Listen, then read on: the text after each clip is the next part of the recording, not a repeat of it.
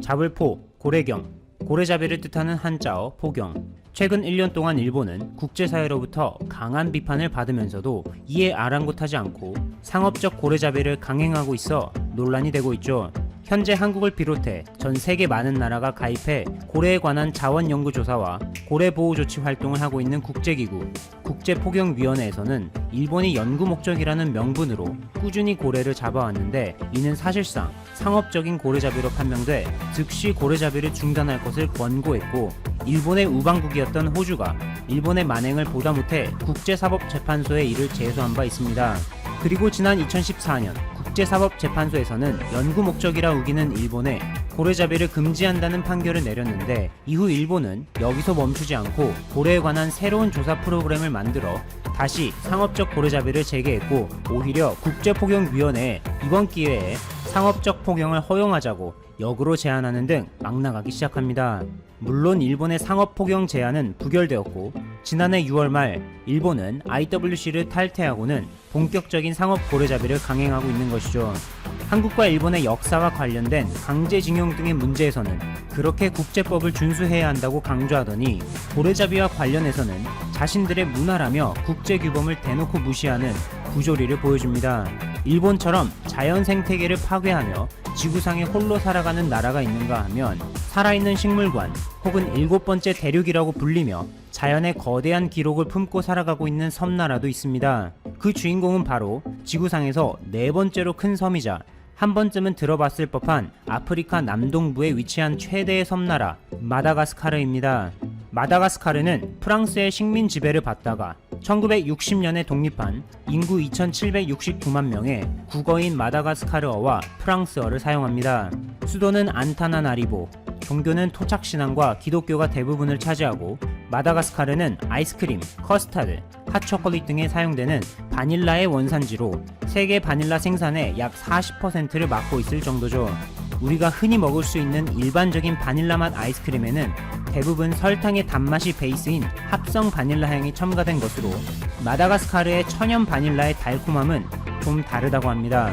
또한 마다가스카르 하면 바오밥 나무로도 유명한데, 마치 하늘을 향해 거꾸로 자라고 있는 것 같은 특이한 생김새 때문에 옛날에 신이 제멋대로 돌아다닌 바오밥 나무에 화가 나 거꾸로 심어버렸다는 등 다양한 관련 이야기들이 전해 내려오고 있을 정도입니다.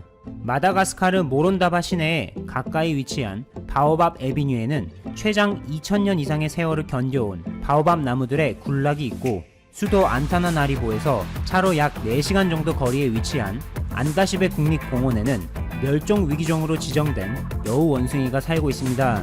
한국에서도 KBS 인간극장이나 EBS 세계 테마기행 등의 TV 프로그램에서 소개되면서 사람들에게 알려졌는데, 대자연을 품은 신비의 섬 마다가스카르도 코로나19 사태를 피해갈 수는 없었습니다. 전 세계 실시간 통계 웹사이트 월드워미터에 의하면 마다가스카르는 6월 29일 기준 누적 확진자 2,078명, 사망 18명으로 통계 수치로만 보면 다소 양호한 상태로 보이지만, 문제는 6월 말에 들어서면서 일일 신규 확진자가 많게는 90명대로 나와 우려가 큰 상황입니다. 여러 아프리카 나라들이 그렇듯 마다가스카르 역시 의료 체계가 다소 취약해 그동안 의료 물품, 장비, 의료진, 그리고 방역 대책 매뉴얼 등이 부족한 상황으로 과거 식민 종주국이었던 프랑스가 세운 파스테르 연구소 한 군데에서만 코로나19 검사 진단이 진행되다 보니 당연히 진단 역량 역시 하루 200건에 불과해 턱없이 모자랐습니다.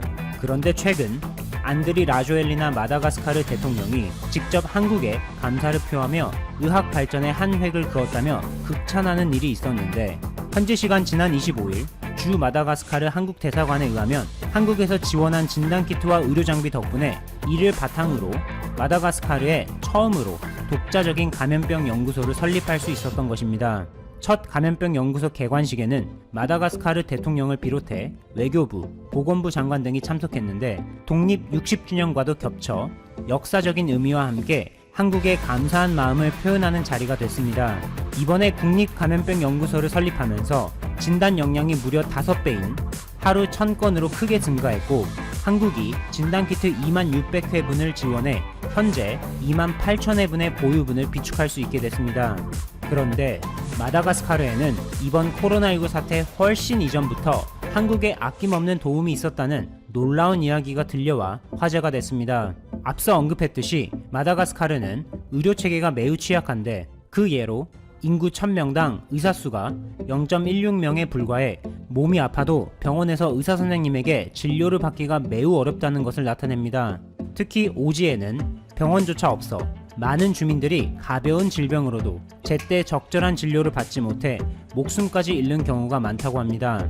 이러한 환경의 마다가스카르에서 14년 넘게 자발적으로 의료 봉사를 하고 있는 외과 의사이자 자랑스러운 한국인 이재훈 씨가 있습니다. 이재훈 외과 의사의 이야기가 본격적으로 세상에 알려진 것은 지난해 7월 30일에 KBS 인간극장 TV 프로그램을 통해 이재훈 씨와 그의 가족이 오지를 돌아다니며 아픈 이들을 돕는 것이 소개되면서입니다. 인간극장에 출연한 이재훈 씨는 인터뷰 당시 마다가스카르 오지에 거주하는 사람들 중 일부는 몸이 아프면 조상님의 저주라고 생각해 무당을 찾아가는 경우가 많았기 때문에 처음에는 의사가 무슨 일을 하는 사람인지조차 알지 못해 차근차근 설명을 해야 했다고 합니다.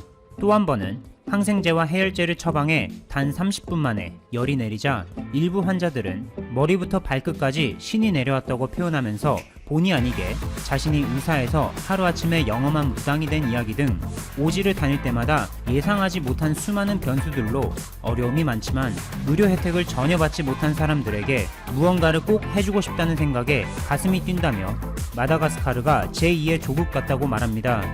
이재훈 외과 의사처럼 개인이 자발적으로 돕는 케이스 외에도 주 마다가스카르 한국 대사관과 한국국제교류재단이 공동으로 오지 주민들에게 가족 사진을 찍어 집에 잘 보관할 수 있도록 액자로 제작해주는 프로젝트를 실시하는 등 물심양면으로 돕고 있습니다. 그동안 한국이 들인 정성에 마다가스카르 사람들에게는 친절하고 좋은 이미지로 남은 가운데 최근 마다가스카르는 세계 여러 다른 나라 못지않게 한류 붐으로 뜨거워져 화제를 모으고 있습니다. 지난해 창원에서 개최된 K-POP 대회에서 방탄소년단의 커버 무대로 우수상을 받은 치오리 씨는 마다가스카르 출신으로 한국말을 좀 더 잘했더라면 훨씬 더 좋은 결과가 있었을 텐데 아쉽다고 언급하며 한국을 얼마나 좋아하는지 인터뷰를 이어갔습니다. 지난 K-POP 월드 페스티벌의 예선 경쟁률은 무려 490대 1로 이를 뚫고 아프리카 국가 중에서는 유일하게 마다가스카르 팀이 본선에 진출했을 정도로 현재 한류 열풍이 강하게 불고 있는 가운데 지난 10일 주 마다가스카르 한국 대사관에서는 올해 하반기에 수도에 위치한 마다가스카르 최고의 대학인 안타나나리보 국립대학교에 인도양 아프리카 지역에서는 최초로 세종학당을 신설해 한국어를 비롯해 다양한 한국 문화를 가르칠 계획이라고 발표했습니다. 이 소식에 누구보다 기뻐한 치오리 씨는 세종학당에 일반인 대상의 강좌가 개설되면 무조건 등록해서 듣고 싶다며 열정을 쏟아냈습니다. 또한 한국 대사관은 마다가스카르 교육부와 협력하여 대학생뿐만 아니라 초등학생들도 쉽고 재미있게 한국 문화를 접할 수 있도록 지난해 10월부터 한국의 전래동화를 교과서에 담아냈습니다. 대표적인 예로 욕심 많은 형과 가난하지만 착한 동생의 이야기를 다룬 흥부와 놀부, 자라에게 속아서 바닷속 용궁에 들어갔다가 살아나온 토끼의 이야기를 다룬 별주부전 등이 있습니다. 어릴 때부터 한국 전래동화를 포함해 K-POP, K-드라마, K-푸드 등 다양한 한국을 접하면서 성장해 성인이 됐을 때는 한국에 꼭 한번 방문해보고 싶다는 생각이 절로 들지 않을까 싶습니다. 이러한 한국을 향한 마다가스카르의 뜨거운 관심은 현지 방송에서도 찾아볼 수 있었는데 이는 현지인 100만 명의 시청자를 거느리고 있는 민영 방송사 드림인TV에서 한국 대사관의 적극적인 지원을 받아 한류 전문 방송 한류를 제작해 방송한 바 있습니다. TV 프로그램 한류는 매주 토요일 황금 시간대에 방송되는데 K-POP, 한국 드라마, 한식, 한국 역사 등 다양한 문화를 소개하죠. 한국과 마다가스카르의 인연은 생각보다 다양한 곳에서 발견되는데 개그맨 형제 양세찬과 양세형이 함께 등장해 화제가 됐던 광고이자 동국제약의 대표 제품인 마데카솔과도 깊은 관련이 있다고 합니다. 작은 열상, 찰과상 등의 효과적인 마데카솔은 센텔라 아시아티카라는 식물로부터 주 원료를 추출해 만들어지는데 이 식물의 주산지가 바로 마다가스카르로 마데카솔이라는 브랜드명도 여기에서 유래된 것이죠. 중국 신화통신의 보도에 따르면 최근 시진핑 중국 국가주석이 미국을 견제하는 차원에서 아프리카 국가들을 포섭하는 정책으로 올해 말 만기인 제로금리 채무에 대해 상환을 일부 면제 혹은 연기해준다고 발표한 바 있고, 또한 미국 거대 기업 아마존의 IT 인프라 제공 회사인 아마존 웹 서비스가 지난 4월 남아프리카 공화국 케이프타운에 데이터 센터를 설립하는 등 아프리카에 적극적으로 투자하고 있습니다. 이처럼 세계에서는 아프리카 국가들의 중요성이 나날이 커지고 있죠. 한국 역시 올해 아프리카의 드론 시장에 성공적으로 진출한 바 있는데, 국토교통부의 발표에 의하면 지난 2월 초 아프리카 르완다의 수도 키갈리에서 열린 아프리카 드론 포럼에서 한국의 민관 합동 대표단이 3,400만 불의 수출 상담 실적을 거뒀습니다. 현재 아프리카 많은 나라가 광활한 국토를 가졌는데 그에 비해 도로 및 교통시설이 매우 열악해 혈액, 약품 등 긴급 구호 물품 배송에 드론을 적극 활용하고 있고, 앞으로 토지 측량, 안전 점검 등 드론의 다양한 활용도를 기반으로 미래에는 아프리카에 거대한 드론 시장이 형성될 것으로 기대돼 마다가스카르를 비롯한 아프리카 여러 국가에 한국의 진출을 앞으로 관심을 갖고 지켜보겠습니다. 추천 한번 정중히 부탁드리면서 오늘의 방송 시작하겠습니다. 대한민국이 이번 하반기에 개최될 G7 정상회담에 초청되었다는 소식을 전해드린 바 있습니다. 당초 다음 달로 예정되었던 회담은 독일 메르켈 총리가 거절 의사를 표현하면서 하반기로 미뤄졌는데요. 일회성으로 회담에 초대가 된 것인지, 아니면 지금 미국과 영국에서는 기존의 G7 체제는 낡은 구식의 방식이기 때문에 몇 개의 민주주의를 수호하는 주요 국가들을 추가해서 새로운 모임을 만들자라는 의견이 계속해서 힘을 얻고 있습니다. 청와대가 이에 대한 공식 답변을 내놓았는데요. 2일 도널드 트럼프 대통령이 한국을 G7 회담에 초청한 것에 대해서 이는 일시적 옵저버 자격이 아닌 G11 주요 11개국 혹은 G12 주요 12개국이라는 새로운 체제의 정식 멤버가 되는 것이라고 언급했습니다. 문 대통령은 트럼프 대통령의 요청에 대해서 기꺼이 응하겠다고 밝혔으며, 경제와 방역 등의 분야에서 한국이 기여할 수 있는 부분이 있으면 최대한 노력하겠다는 뜻을 밝혔습니다.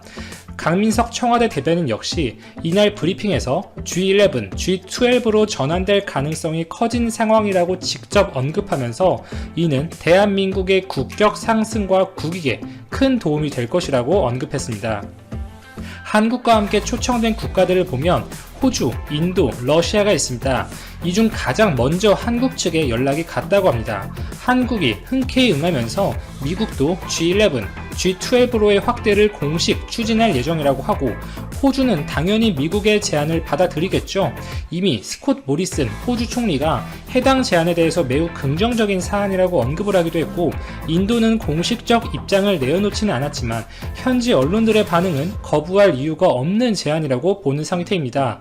러시아가 문제죠. 우선 영국과 캐나다는 러시아가 옵저버로서도 참석하는 것이 절대 불가능하다는 입장을 고수하고 있고, 러시아 정부 역시 신중한 반응을 보이고 있습니다. 이 제안의 세부 내용, 그 숨은 뜻을 모른다고 언급하면서 추가적인 정보가 있어야 결정을 내릴 수 있다고 선을 그은 상태죠. 지금 미국과 중국의 갈등이 다시 수면 위로 떠오르고 있는 상황입니다. 홍콩 국가보안법을 놓고 미국이 중국을 공개적으로 비판하고 있는 상황이고, 아예 중국의 체제에 대해서 공개적으로 비난을 하고 있습니다. 중국의 대표 기업인 화웨이에 대한 규제를 강화하면서 중국을 다방면으로 압박하고 있는 것이 사실이죠. 중국 역시 미국에 대한 반격을 조용하게 시작한 상태인데요. 트럼프 대통령 본인의 아킬레스건을 공격하기 시작했습니다. 트럼프 대통령은 아시다시피 하반기에 재선을 앞두고 있는 상황이죠. 지금 중국을 몰아붙이는 것 역시 기본적으로 향후 5G, 인공지능, 빅데이터로 대표되는 이 4차 산업의 패권을 차지하기 위한 일종의 패권 다툼인 것은 맞지만, 분명 하반기 재선을 위한 정치적인 포석도 강하게 깔려 있습니다. 순항 중이었던 미국 경제가 이 바이러스가 팬데믹하게 번지면서 주저앉는 상황이고, 이에 따라서 책임론, 즉 중국 책임론을 내세우는 것이 지금 트럼프 대통령의 스탠스죠. 그가 재선에 당선되기 위해서는 특히 미국 중부 지역, 이 판벨트 지역의 농민들의 표심을 잡는 것이 매우 중요합니다. 이 중국 정부 관료들은 트럼프 대통령의 약점을 잘 파악하고 있어요. 어제자로 중국 내 최대 곡물 회사인 중량그룹과 중국비축, 양국관리공사 등의 주요 국영회사에 콩, 대두를 포함한 미국산 농산물 구매를 중지하도록 지시했다는 보도가 나왔습니다. 블룸버그는 이 같은 조치는 어렵게 성사시킨 미국과 중국의 1단계 무역 합의가 위태로운 상황에 처했음을 보여주는 최신 징후라고 평가를 했는데요. 1단계 무역 합의 내용에 따르면 중국은 농산물, 공산품, 이 서비스 등의 분야에서 향후 2년간 2017년에 비해 2천억 달러 규모의 미국산 제품을 추가적으로 구매를 해야만 합니다. 이 합의에 따르면 중국이 올해 360억 달러 규모의 미국산 농산물을 구입해야만 하는데, 실제 지난 1분기 중국의 미국산 농산물 구매액을 보면 34억 달러에 그치고 있습니다. 10분의 1에도 이르지 못한 거죠. 전혀 합의 내용을 이행하고 있지 않은 상태입니다. 이 바이러스 사태가 확산됐다는 것을 감안하더라도 지나치게 적은 구매 액수라고 볼 수가 있겠죠. 이 같은 조치로 가장 피해를 보는, 불만이 많이 생기는 집단은 어디겠습니까? 미국 내 농민들이겠죠. 이 트럼프 대통령의 주요 지지층을 타겟으로 한 조치입니다. 만약 중국이 이러한 카드를 본격적으로 실행에 옮기고 장기화시킨다면 미국 트럼프 대통령 입장에서는 엄청난 반발을 할 수밖에 없는 요소라고 볼 수가 있습니다. 미국이 중국을 대항하기 위해서 이 한국, 호주, 인도 등을 추가해서 중국에 대항하는 이 경제 연합을 구상하고 있고, 중국에 대항하는 이 연합을 확대시킨 것이 G11, G12가 되지 않을까, 그렇게 여겨지는 이유죠. 이렇게 한국이 G7 회담에 참석할 것으로 보이자 발칵 뒤집어진 국가가 있는데요. 예상하셨다시피 일본입니다. 이 트럼프 대통령의 발언에 대해서 진위 파악에 나선 일본은 G11으로의 확대 개편에 선을 긋는 모양새인데요. 2일 일본 주요 언론의 보도에 따르면 일본 정부 대변인인 스가 요시히데 관방장관은 전날 기자회견에서 트럼프 대통령의 G7 정상회의 참가국 확대 발언과 관련해 미국 정부로부터 사전 연락이 있었냐라는 질문에 대해서 외교상의 대화이므로 세부 내용에 관한 설명은 삼가고 싶지만 어쨌든 일본과 미국 사이에 평소 긴밀한 대화를 확실히 하고 있다면서 명확한 답변을 피했습니다. 일본 측은 사전에 알지 못했다는 것이죠. 이 트럼프가 일본을 패싱했다는 것입니다. 일본의 전통적인 우익 언론 산케이 신문은 일본 정부 내에서 이 갑작스러운 G7 확대 의지에 대해서 당혹스러워하는 분위기가 감지된다고 보도하고 있으며, 일본 정부 일각에서는 트럼프 대통령이 언급한 것이 G7 정상회담의 정식 확대는 아닐 것이라는 해석을 하고 있었어요. 외무성의 한 간부는 갑자기 구성원을 4개 늘리는 것은 무리일 것이라면서 우선 아웃리치 로 하는 것이 아니겠느냐라고 반응을 했는데, 이 아웃리치는 G7이 아닌 국가 정상이나 국제기구 수장이 의장국의 초대를 받아서 이렇게 일회성으로 참석하는 것을 의미합니다. 그러나 현재 흘러가는 상황, 오늘 청와대가 언급한 멘션에 따르면 한국이 단순한 아웃리치, 초청된 것이 아니라 한국, 호주, 인도를 추가한 새로운 연합을 추진한다는 것이 명백한 상황입니다. 물론 정식 참가 국가들을 확대하려면 G7 참가 국가들의 전원 합의가 필요하다는 것은 맞아요. 그러나 미국이 힘을 줘서 추진하는 사안에 대해 일본이 계속해서 반대, 이 퇴짜를 놓기에도 트럼프 대통령에게 보여주는 아베 총리의 태도를 보면 가능성이 매우 낮다는 것을 알 수가 있죠. 중요한 사안, 문제가 있을 때 항상 일본은 미국의 뜻을 따랐습니다. 결국 어느 시점에서는 한국을 인정할 수밖에 없겠죠. 이렇게 미국 트럼프 대통령이 다른 아시아 국가인 대한민국이 G7에 들어오는 것에 경계하는 일본의 의중을 묻지 않고 재팬 패싱을 한 상황이 감지되는 가운데 일본은 또 다른 문제에 직면하고 있습니다. 바로 중국이죠. 이거는 우리나라도 비슷한 문제라고 볼 수가 있는데요. 미국과 중국의 대립이 점점 격화되면서 시진핑 중국 국가주석의 일본 방문이 이 G7 정상회담 전에 성사되기 어려울 것이라고 니혼게이자의 신문이 보도를 했습니다. 당초 시진핑 주석의 방일 일정은 올해 4월로 예정이 되어 있었죠. 작년만 하더라도 아베 내각은 시진핑 주석의 방일에 대해서 대대적으로 홍보하면서 미국, 중국과 모두 현명한 외교를 하는 이 외교의 아베 총리를 프레임으로 내걸기도 했었습니다. 새로운 중일 관계를 모색하려는 구상을 세웠던 것이죠. 이 공식 선언, 문서도 준비를 하고 있었어요. 그러나 미국이 이렇게 대놓고 중국을 대항하는 연대를 추진 중인 상황에서 중국이 홍콩에 점점 더 깊숙이 개입하고 트럼프 행정부를 중심으로 한 서방 국가들의 중국 배제 움직임이 심해진다면 일본 역시 중국에 보다 강경한 자세를 취할 수밖에 없겠죠. 이러한 상황에서 중국 시진핑 주석이 일본을 방문하는 분위기가 조성이 될까요? 쉽지 않겠습니다. 미국에게 재팬 패싱 한번 당했고 중국 시진핑의 방위를 기대하고 새로운 중일 관계를 모색하고 그를 바탕으로 이 본인 지지율에 유리하게 이끌기를 원했던 아베 총리였을 텐데 미국과 중국 양측에게 모두 패싱당하는 상황이 되어가고 있습니다. 최근 일본의 한 우익 언론이 시행한 여론조사에서 마저 아베 총리는 30%대의 지지율을 기록하고 있어요.